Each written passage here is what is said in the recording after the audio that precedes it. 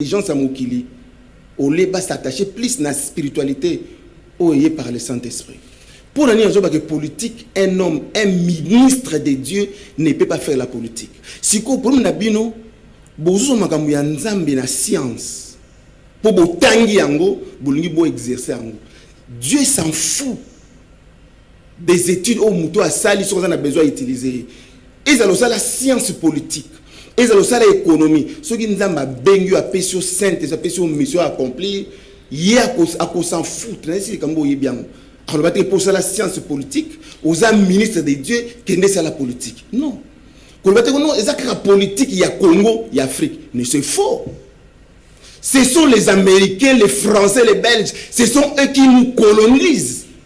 Rendre biso esclaves na mboka na biso ko faire souffrir biso et ça la politique ya mabe ya bango yango le souffrance ya na Congo si ko ngoko misa politique ya Congo pour batu ba koti ba lukambongo okumisi ya bango mais ce sont des tueurs baza ba bandits, ils sont des assassins, ils tuent les gens. Ce sont eux qui sont en train de tuer les gens à l'est. Les Américains là, les Européens ce sont eux qui tuent les gens à l'est. Politique le monde des malam que ba congolais. Mais moi, je suis désolé. Un, deux. Un ministre de Dieu, c'est qui?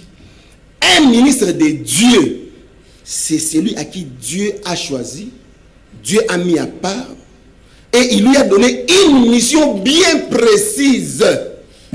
Toye bien obisonyos. Tabeni mutu ministre na mokili, na ministre ya finance, ministre ya économie, ministre ya boya. Mais il y a déjà ministre ya Nzambe. On sait déjà une fonction où elle est qui collègue. Mais aux autres c'est la politique ya mokili. Pendant que dans la politique, la politique c'est l'art de gérer. Même Dieu est un grand politicien. Mais ça c'est jouer avec Dieu. Nzamba est un politicien.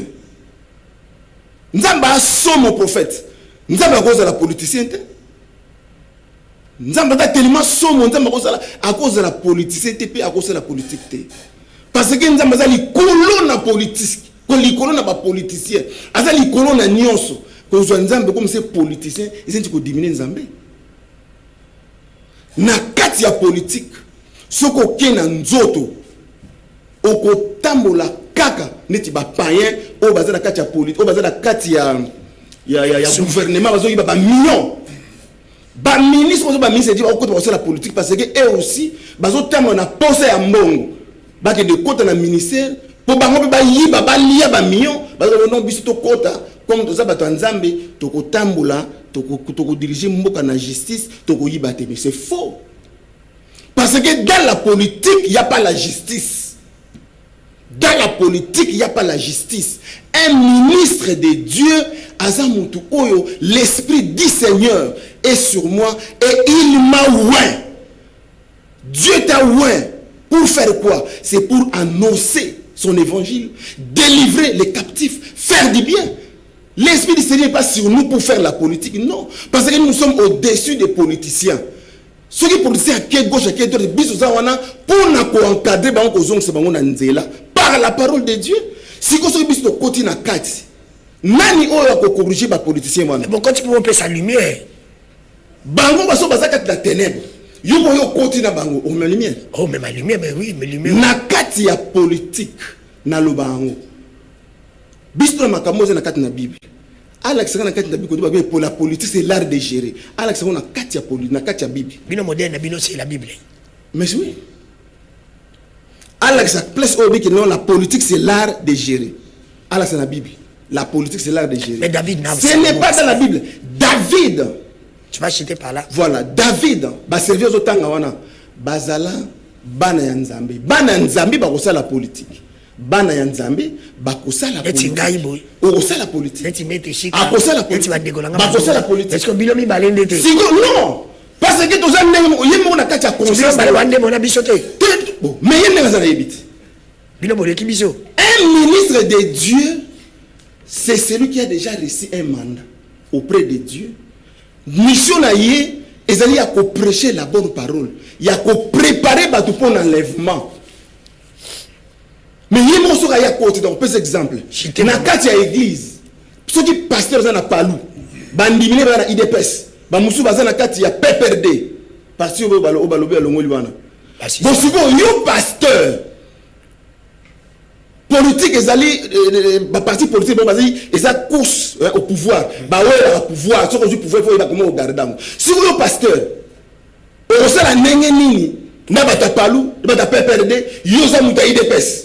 On sait la nini, t'es na cité, na lina qui est dans le bon limite, on récupérer. Il faut la zambi ça guider. Et nous, on a zo boya Moutou, ou un ministre de Dieu à la politique, parce que dans la politique, il y a trois choses. La rise. Dans la politique, il y a la rise.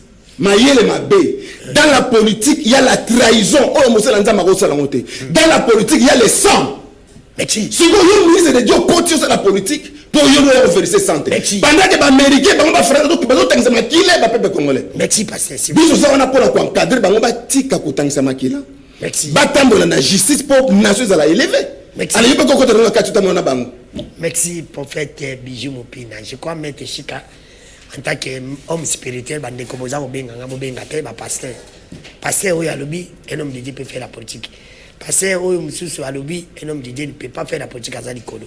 Tu es un homme spirituel, montre à Zanaï, ni pasteur, ni Nazanaï, car montre l'hospitalité. Tu es mettre Chika, mbote. Mbote, papa. Est-ce qu'on a dit, pasteur, est-ce que c'est là, en tant que Congolais, en tant qu'homme spirituel, est-ce qu'un homme de Dieu peut faire la politique ou pas? Merci beaucoup.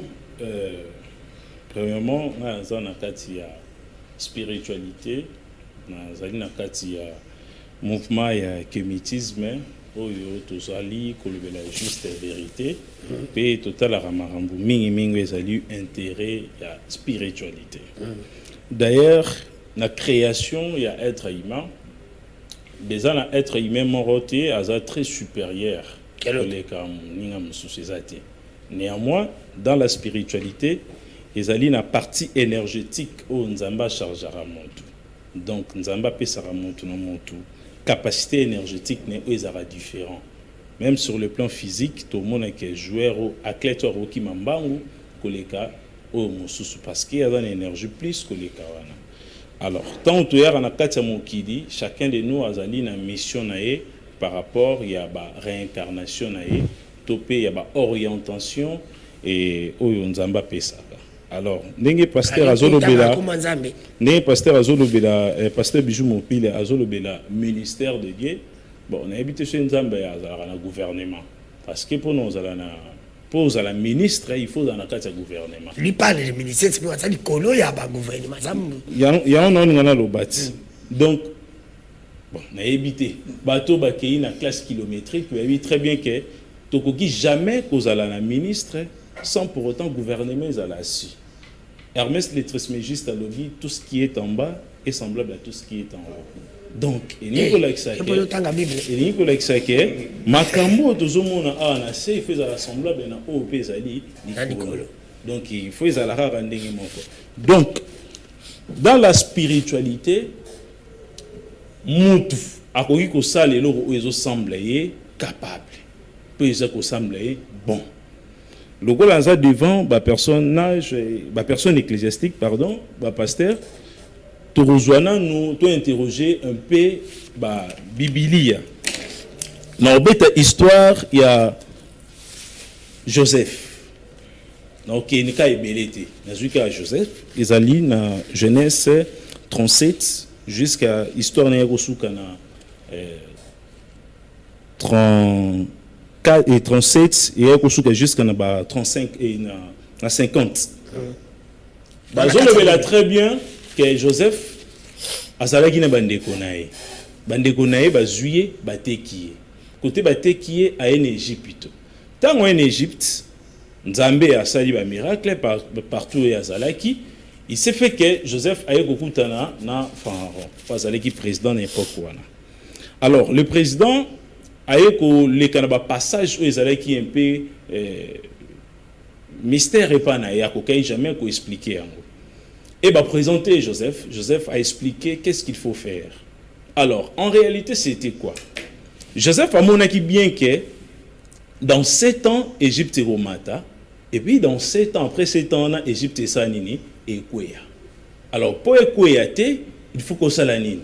Il faut que le gérance moussous ou les alliés physique mais koluka pe ko associer dimension ezali métaphysique nde ko senga ke na Joseph ba komisa nani premier ministre na lobela Joseph azande kwa famille na ngate aza chrétien bon baza na foi chrétien ce qui Nzambe a permis que Joseph a comme premier ministre na kati Égypte c'est là prouve directement que un homme de Dieu a reçu la politique. Pourquoi un homme de Dieu peut faire la politique? Selon la Bible. Parce que Joseph a ça. Non, selon la Bible. La Bible. Mais quand c'est la Bible. Quand la Bible, tu sais la Bible sur version Louis II. À l'ère actuelle, tu sais la Louis II. Même si dans la Bible, il y a 11 Bibles. Mais Louis II, il ressemble à tout un peu facile. Dans l'histoire, il y a Louis II. Il y a quand même Makambo au Joseph Aloba. Chité par là. Non, chité, non, comme si même pas 4 minutes. Chité, pourquoi? Ok. Joseph Alobi, ici, il faut un rond. Il faut tout ça l'effort. Égypte, le roi, ils ont un bon ébélé. Et somba ba matière première nyonso ya batu nyonso ya mokili na primo roya C. Comme ça tant richesse et aussi la batu wana nyonso ba roya ko somba en Égypte na prix eux ezali très élevé. C'était quoi? C'est la politique. Alors si Joseph oh non Adanoa. Et naïbi pourquoi? Ce qui Joseph a salaki politique. Alors ceux qui mettent chic à sali politique ils a péché té. Merci. Mais pas se faire dans même si au cas s'il vous plaît naïbi na bono comme na aux autres fona zongi la prophète bijou a réagi na sima na zongi parce que ce na dio ça sera monotonie bolimisa vraiment. Allons-y prophète vous allez réagir mettez chikalobi après c'est ma verset biblique on réagit pe mbalamon pour na pesa ne veut pas prophète non mais c'est 5%. Mettre chic à cause année politique. Il a parlé de l'autre qui a fait la politique en Égypte. Joseph. Tant à parler si Joseph, c'est tous les autres qui ministre de Dieu. Au moment où ça la maman Nzambe, mais bazana ba confusion. Joseph n'était pas ministre de Dieu. Azaki ministre était. Azali serviteur Yanzambe. Quelle est la différence qui existe entre un ministre et un serviteur? Question quelle est la différence entre serviteur de Dieu et un ministre de Dieu? C'est là ce qu'on a là. Oyebi prophète Babengi Jérémie. Avant que tu sois formé dans les ventres de ta mère, je te connaissais, je t'avais déjà consacré. Qui? Prophète de la nation. Aza nenge mon côté na Joseph. Joseph aza mwana Nzambe serviteur de Dieu. Joseph aza nenge mon côté na Moïse te. Moïse Nzamba salié Nzambe pour accomplir une mission bien précise. La mission Nzamba pesié à commissaire Nzambe pour une mission bien précise. Un ministre de Dieu. Quand la ministre Nzambe, ils ont bimate ko lotanzelo sangsi batu à le côté de kolo comme koloba. Non, un ministre de Dieu c'est celui qui a reçu l'appel pour nous préparer batu na eloko moko na mission moko songolo pakala o Nzamba pesi. Joseph a appelé. Joseph aza serviteur ya Nzambe, mais Joseph azala ki ministre de Dieu était. Batu nyonso na ba David bazala ba ministre te ya Nzambe. Mais bazala ba serviteur ya Nzambe. C'est grave. Omoni bango mibale. Ba na point commun moko. Point commun wala ni. Point commun na bango, lui c'est un homme spirituel. Il est pas un homme spirituel. Oui, mais ba yebinde penser à Saint-Esprit. C'est ça le problème na bango. Mais passer à un prophète. Avant on appelle pasteur mais na Saint-Esprit. Bon ma comme on a zolo bana bino, ngana lo mamuté pour na sentiment pour na non. Celui qui a le Saint-Esprit, Saint-Esprit n'a qu'à conduire yé, à yebisa ya ko expliquer yé. Ça c'est ma volonté. Ça c'est pas ma volonté. Ça c'est lui ici c'est mon serviteur. Lui c'est pas mon serviteur. Saint-Esprit est sur la rappel bisaka batu. Yango Christ abi quand il viendra. Nena bisabi no gouvernement. Nzama za na gouvernement te. Na moni pasteur aningisi mutu. Papa nzama za na gouvernement te. OK. Mais il y a un gouvernement céleste. Oui. Quand je parle de ministres, dans le livre Éphésiens, il y a 5 ministères: évangélistes, prophètes, pasteurs, docteurs, prophètes. C'est dans la Bible 5 ministères. Nous 5 ministères. Nous avons un ministère. On a apesi akoki kokota na kati ya politique te. Alors qui était parce que parmi les 5 Joseph azali na ministère te. Tout le baptême ninga zo le baptême. Yo yebi Bible te. Demande à pasteur. Oh non. Atalisa biso côté oyo Joseph azaki na ministère. Joseph n'avait aucun ministère, David avait aucun ministère. Bazaki na yango te, mais c'était des serviteurs de Dieu. Ni tatanga kala nzamba ko utiliser ba sacrificateur, ko utiliser bango comme ba serviteur na ye. Mais ce qu'on compte dans le tabernacle, au compte qu'on a quand même un sous au bimato au koufa. Merci. Au moment il y a une explication. Bakot batou na Saint-Esprit. Merci. Prophète, on l'a dit prophète Bijou. Est-ce que David, Joseph, Azagi va serviteur de Dieu ou bien Azaki? Ministre. Ministre. Vous avez aussi 3 minutes comme lui. Il en a fait 3. Il en a fait 3. Vous avez 10 minutes, c'est bien ça. justice. Je suis juste. Allons-y. Danou. Allons-y. Ok, oui. D'abord, je reviens sur la différence quand on parle de différence. Monsieur Fongami vraiment. Le ministre et les serviteurs de Dieu. En fait, pour moi, là, je me pose des questions. D'abord, qui est un ministre? Quand on parle d'un ministre, le ministère veut dire, c'est dans l'appellation grecque, diaconat veut dire service. Rendre service. Point barre. Serviteur de Dieu n'est pas un ministre. Et un ministre de Dieu, il est qui? D'abord, quand on lobby, prophète a lobby, ministre, dans la Bible, David n'était pas, ils étaient des enfants de Dieu. D'abord, je tiens à vous dire que dans toute l'ancienne alliance, tous ils n'étaient pas des enfants de Dieu, c'était des peuples de Dieu. On est devenus enfants de la nouvelle alliance. Toujours lingala papa. Allons-y. Bana mwana ya nzambe. Donc la lingala c'est mwana ya nzambe. Enfant, c'est la même chose. C'est ça. Dans l'ancienne alliance, mwana azala quitté. C'était de peuple. Nous sommes devenus enfants. Jean chapitre 1 verset 12. Nous sommes devenus enfants. À tous ceux qui l'ont reçu, ceux qui croient à son nom, il leur a donné le pouvoir de devenir. Prophète. Prophète Bijou. Non, tu vas les regarder quand tu vas parler. Quand est-ce qu'on dit enfant de Dieu? Non, comment? Tu vas les regarder. Il n'y a pas de problème. Prophète, ok, allons-y. En fait, peut-être on est comme un débat, monsieur. Tu es vraiment biblique, hein? Non, ça, on débat. Non, ça, on beaucoup trop charnel, beaucoup trop nzoto. Prophète. Prophète. Je vais vous dire une chose. Alors, à quoi bon de parler avec vous? S'il vous plaît. Vous pensez vraiment qu'il y a... Prophète, qu'est-ce que vous pensez? Vous interrompez les gens. Prophète, quand vous avez parlé, j'étais calme. Voilà ce que vous faites. En tout cas, je ne reviendrai plus. En fait, vous êtes en train de montrer une bassesse. Ce que vous faites là, un homme de Dieu, je ne sais pas où. L'arrogance que vous avez, vous n'avez pas la connaissance, monopole de la connaissance. La connaissance, on en a. Il y a masse quitté. Moi, j'ai écrit. Quand vous parlez du Saint-Esprit, vous parlez de l'œuvre qu'on a fait. On n'est pas sorti du n'importe où. Donc nous, on n'est pas des ramassis d'ici. Tous les montages spirituels, les assauts entre nous, qu'on fasse de telles choses devant lui. En fait, vous raisonnez même. Il faut grandir. Vous n'êtes pas encore grandi. S'il vous plaît. Vous allez les regarder. Désolé. Il n'y a pas de problème. Désolé. Très désolé, vraiment. C'est ça le mal. En fait, c'est ça le problème. On parle de Saint-Esprit. Saint-Esprit, vous pensez qu'il tombe seulement comme ça sur quelqu'un? On parle de Saint-Esprit, on va tomber. Quelqu'un Saint-Esprit. Saint-Esprit a tombé. D'abord, quand on parle de fruits du Saint-Esprit, de l'Esprit, les actes qu'il pose, il n'a même pas ces fruits là lui-même. Il qualifie les autres de ce que lui il ne voit pas. Et vous êtes en train de pécher quand vous qualifiez. Sur quoi vous qualifiez que c'est quoi ça? Ça vient d'où? Et c'est pour la toute première fois tout le monde.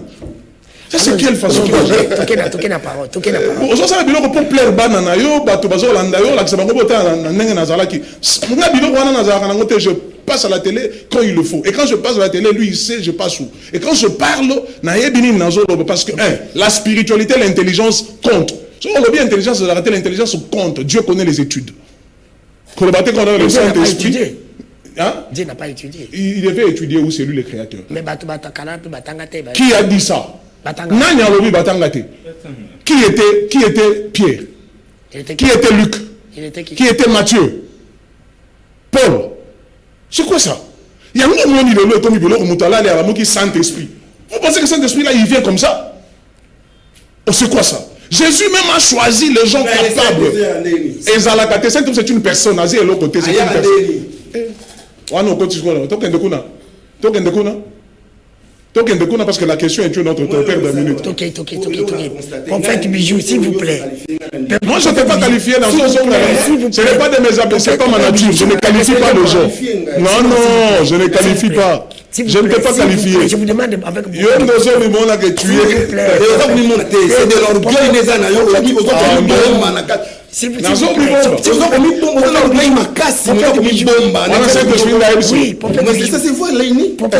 vous plaît, avec beaucoup de respect. C'est de l'orgueil.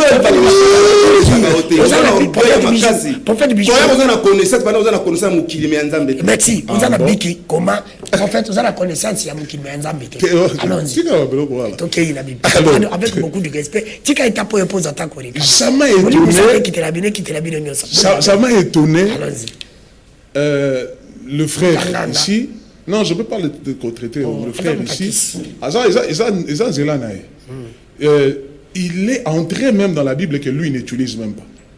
Bon, la Bible aujourd'hui, tout le monde peut utiliser, même un occultiste utilise la Bible. Mais le problème, c'est que avoir la révélation de cette Bible, là, c'est que tu dis. Ah, il a parlé d'ailleurs de Joseph. Quand on dit les enfants, j'étais l'enfant, dans la Nouvelle Alliance, on était des créatures. Le contrat dans l'Ancienne Alliance, c'était les créateurs et les créatures. Dans la Nouvelle Alliance, on est devenu enfant parce que tant que Christ n'est pas venu, aucun n'est enfant. Alors, maintenant, là, ministre n'a serviteur de Dieu. Moi, je pense que même simple, ou intelligent, même Saint-Esprit, il te dira que entre ministre, qu'on dit ministre de qui? Dieu a un gouvernement. Dieu a tout un gouvernement. L'administration qui est assise. Le prophète l'a dit, ça y est, le prophète a dit qu'il y a un gouvernement. Mais oui, mais c'est ça la politique, non? Qu'est-ce que vous appelez le gouvernement? Mais c'est ça la politique. Mais le problème, c'est quoi? Le problème, c'est quoi? Avant que tu puisses parler de la politique, il faut étudier ça. Il faut connaître ça. Moi, il devait ça là. Parce qu'à ce moment, il y a ce qui est intelligence. Et en ce que moi, ça la partage parce qu'il dit des choses que lui-même ne maîtrise pas. Nous, tous, nous qui servent Dieu, un ministre de Dieu, c'est lui là un serviteur de Dieu. D'abord, quand on est ministre de... Nous n'avons pas... Nous avons 5 ministères dans nos têtes. Il n'y a qu'un seul ministère. Il n'y a qu'un seul ministère, c'est le ministère de la parole. Nous avons les 5 grâces ministérielles. S'il vous plaît, il y a pour ça la ZAP. Nous avons par exemple ministre de la finance. Nous avons réunion à finance, nous avons donné comme il faut. Nous avons une église, nous avons ça demande ta présence pour prier. Vous allez faire quoi? C'est des choses différentes dans nous. Mais comme il y a un moment, dans nous, attendez. Si on a posé une question, quand je me voyage dans Europe, on dit quoi une église, je fais quoi? Tu peux prier. Tu peux prier. Est-ce qu'on peut prier qui conseille des ministres? C'est ça le problème. Donc, on va nous prier.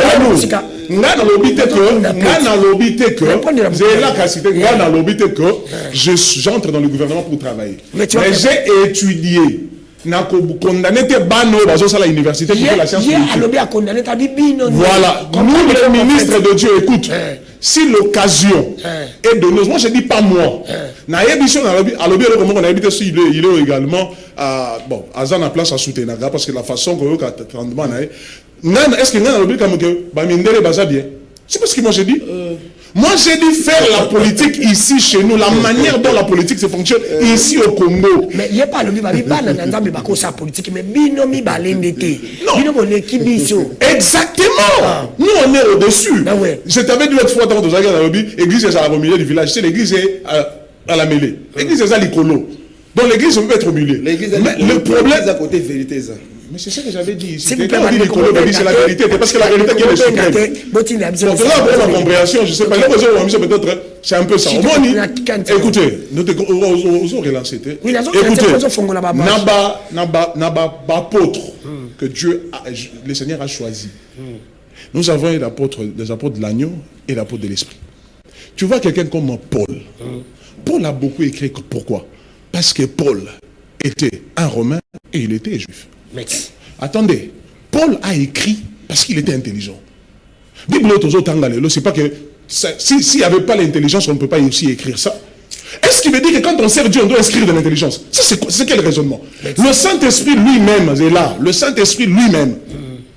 La Bible dit, quand Jésus dit aux disciples, quand il viendra, il vous enseignera de toutes choses.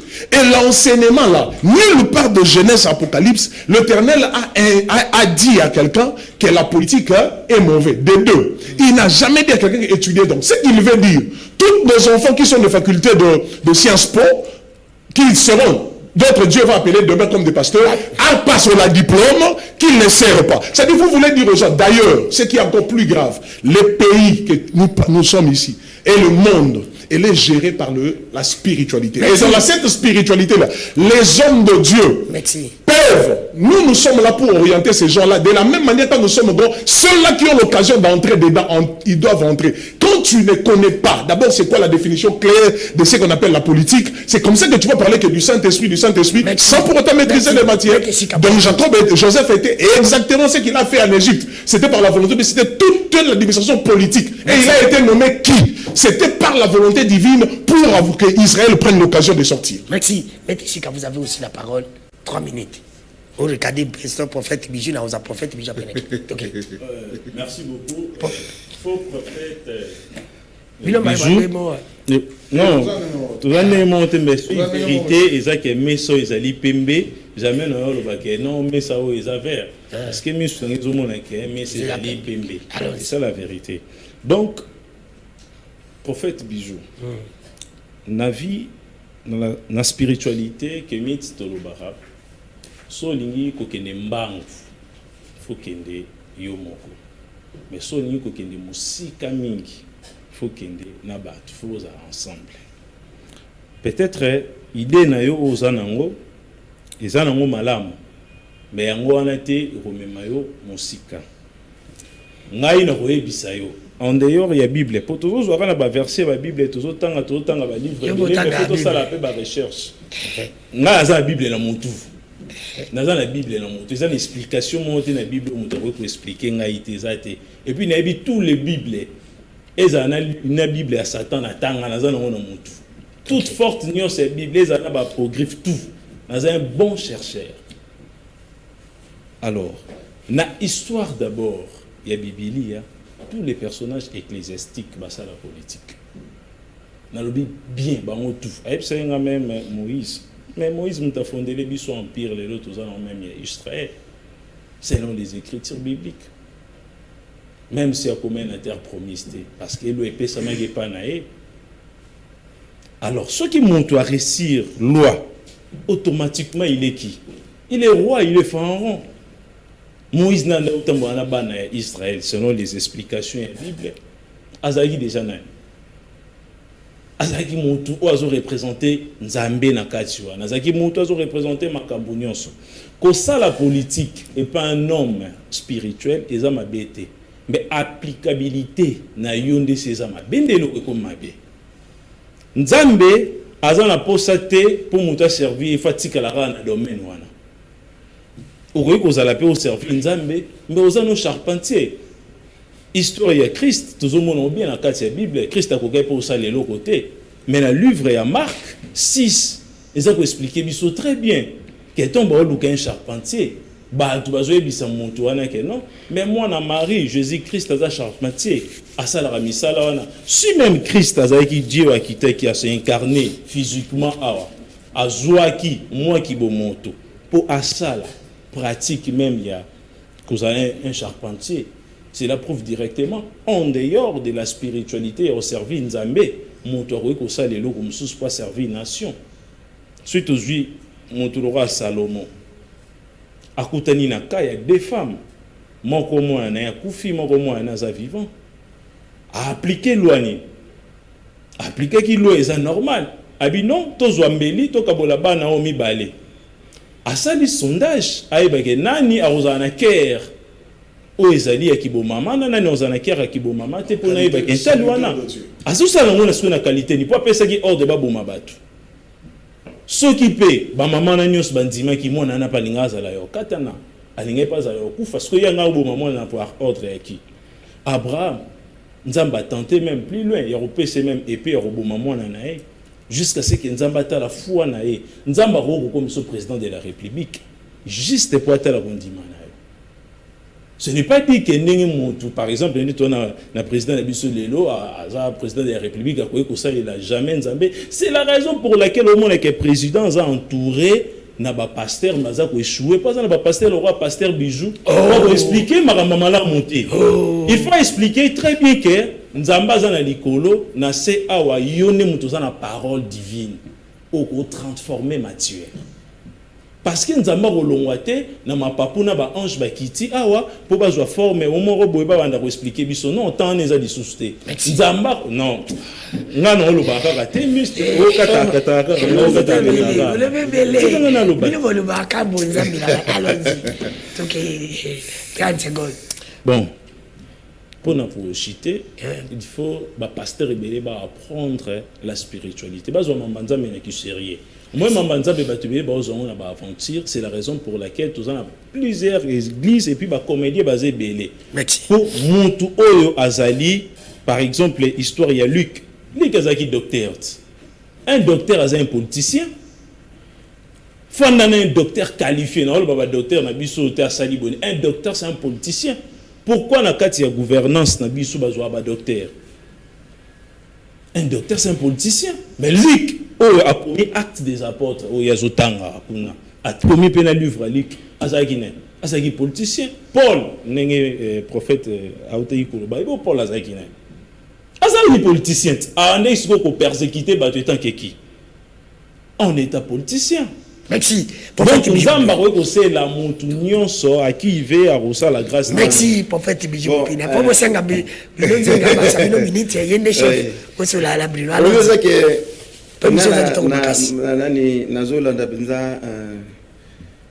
Comment mon frère Maître Chikate connaissance. Vous avez dit que vous avez prophète. Vous avez faux papa, vous avez président choué.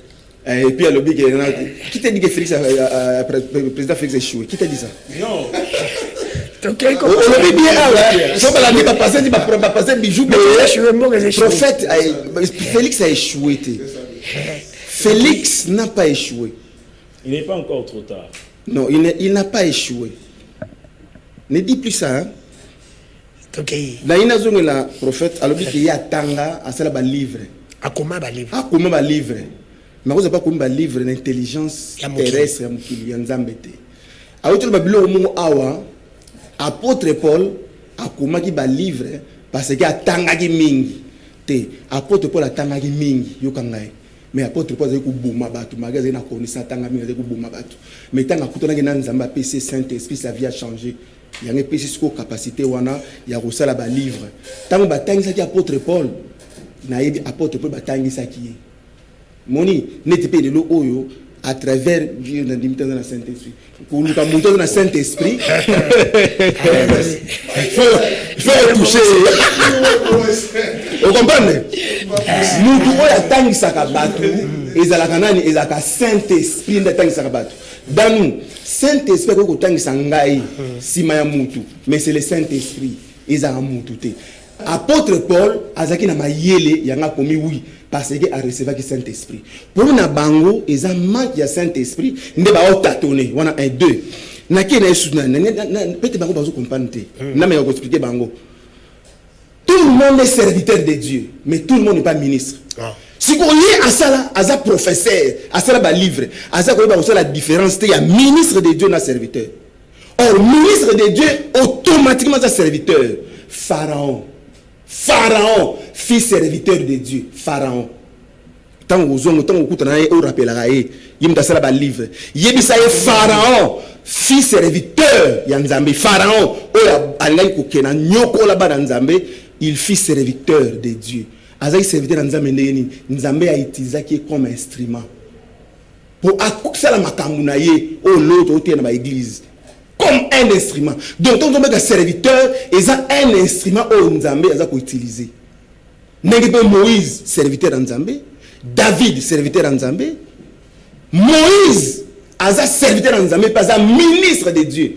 N'est-il pas prétendre être ministre de Dieu, pas un serviteur Nzambe. Parce que dans l'église, il y a un serviteur Nzambe. La ministre était. Oza ministre était. Na kati ba église na biso ba intercesseur, bazaka ba serviteur, ba intercesseur, ba servante ya Nzambe.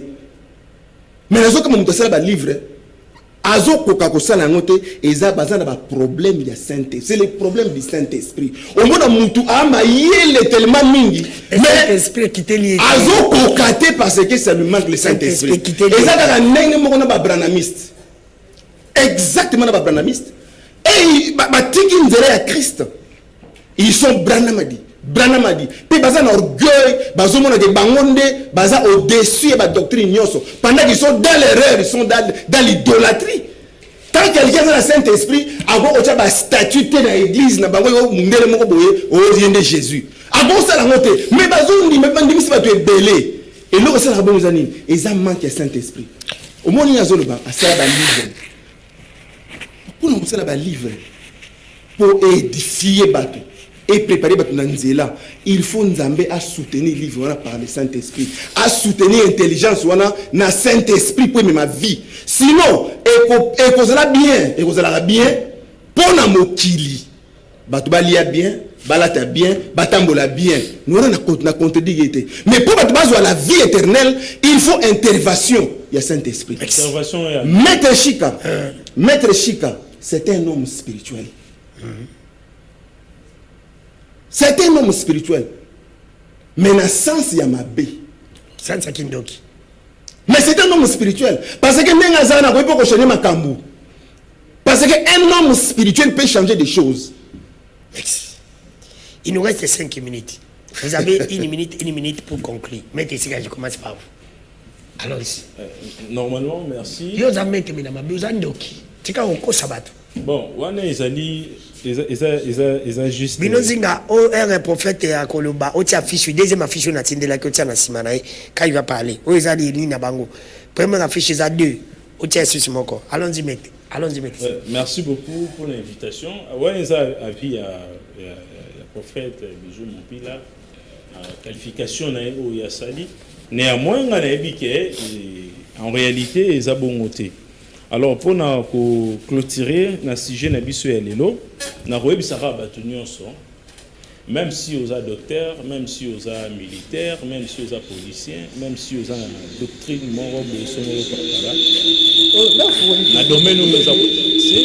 cela ne vous empêche pas de servir Nzambe. Il y a ceux qui montent par exemple, même sous mapinga moko qui jamais servir Nzambe tété. Dans le domaine nyonso qui servir Nzambe parce que nyonso tozomona na kati ya mokili Nzambe azali au-delà na yango. Biso nde ba être humain to pensera ezala makambo mosusu oyo ko empêcher Nzambe ki bon Nzambe na ye. Or en réalité ça ne loko monte ko empêcher Nzambe ki bon Nzambe na ye. Donc mutu nyonso oyo asala la politique occupé pour servir Nzambe sans pour autant ezala na problème moko. Donc mon na ko koloba yango wana. Akoki jamais ko décourager batu ba servir Nzambe te na ba domaine au bon bazali po maram au pasteur Bijou Moupila zo sa les alliés le rôle incitation à la haine. Donc mon tour ça la politique au tamba mon esprit n'est que ngani na zaboué na za rebelle na ko ça mala monter il faut mamona banda détruire. C'est la raison pour laquelle nous tozali pe ce qu'on a ba détournement ya makasi ebele. Na mboka na biso po bazo pesa ba tout sango na ndenge singélité donc na ndenge malamu même si ozali criminel au servir penzami. Nzinga c'est moi. Allons-y, prophète va conclure mot de la fin à Ndengi. Bon, la différence entre serviteur et ministre, c'est ce qu'on vient de dire, peut-être il faut qu'on explique. La Bible et lobby, dans l'intelligence, il faut ajouter. C'est-à-dire ce qui est sûr quand on est intelligent, quand on a un esprit, on n'exclut pas de l'intelligence. On parle plus du Saint-Esprit. Je veux annoncer le programme que nous avons. C'est le sommet patriotique qui se tiendra le 8 et le 9 au centre culturel. Kinshasa. Oui, centre culturel en face à Palais du Peuple. 2 grandes journées. Nous avons reçu servant de Dieu Paola White. C'est le pasteur personnel du président Trump, personnel à qui Trump écoute, parce que ici dans la TV5, dans France 24, on parle depuis des années. Ça fait 15 ans qu'il est avec Trump. Elle vient pour ensemble, on va appeler ça main forte avec l'archbishop Duncan William du Ghana, qui avait prié pour le président Félix avant qu'il soit président, qui avait prêté sur les Tambola partout. Ce sont des gens qui vont venir. Nous serons avec 2 jours, le 8 et le 9, dans le centre culturel. Notre programme, c'est des nations viennent nous prêter main forte de soutenir notre pays. Prier pour notre nation, prier pour la réussite de notre pays, dirigé par notre archevêque président Ejibaya Mampia, le numéro 1 de l'Église du Réveil du Congo, et puis le président de toutes les plateformes de confession religieuse en RDC. Donc, ces 2 programmes, nous invitons tous les enfants de Dieu de venir déjà, et puis les officiels seront là. Un programme autre, c'est quelque chose qui est très important. Voilà, mais qui viennent nombreux, c'est l'affaire qui concerne tout le monde, d'ailleurs comme à l'extérieur. Pour clôturer, je dirais ceci.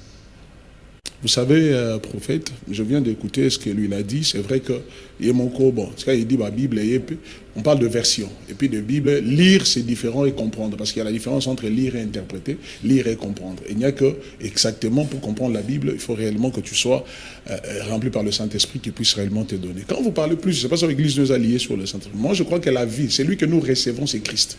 On reçoit Christ comme Seigneur et Sauveur, étant Seigneur et Sauveur, et après, c'est comme cela que la suite du vient vers le Saint-Esprit. Donc, faire la politique pour un pasteur, Ngaï, personnellement, je ne vois pas un problème. Mais moi, je n'ai pas dit que moi, je fais la politique. J'ai étudié la politique, j'ai étudié beaucoup, mais je n'interdis pas. Moi, non, le à l'université, Dieu peut l'appeler demain de le servir. Est-ce que politique? Non, pas du tout. Pas du tout, je te montrais dans la Bible combien de gens ont servi Dieu dans la politique. Parce qu'un ministre de Dieu, dans l'explication grecque, c'est toujours, le grec l'appelle diakonos. Quand tu parles de serviteur de Dieu, c'est diaconat. C'est l'appellation, c'est servir. Rien d'autre chose que servir. Être ministre de Dieu, c'est celui également qui est au service. Mais si vous avez plus beaucoup de temps, c'est la conclusion. Prophète Bijou Moupine en conclut. Merci beaucoup. Prophète, mes respects encore. Mutu aza mutu oazo appel par Nzambe akoyi kosala la politique te. Oui. Ça c'est la conclusion. La conclusion mais yo lobi ke yo osala la politique te. Oui, mais oza ministre na encourager ko tosala pété. Mais non, qui ne m'encourage pas. Demain, je peux devenir ministre. Non, s'il vous plaît, on ne te vient pas, s'il vous plaît. Respect, c'est la conclusion, laissez-le conclure. Premier, que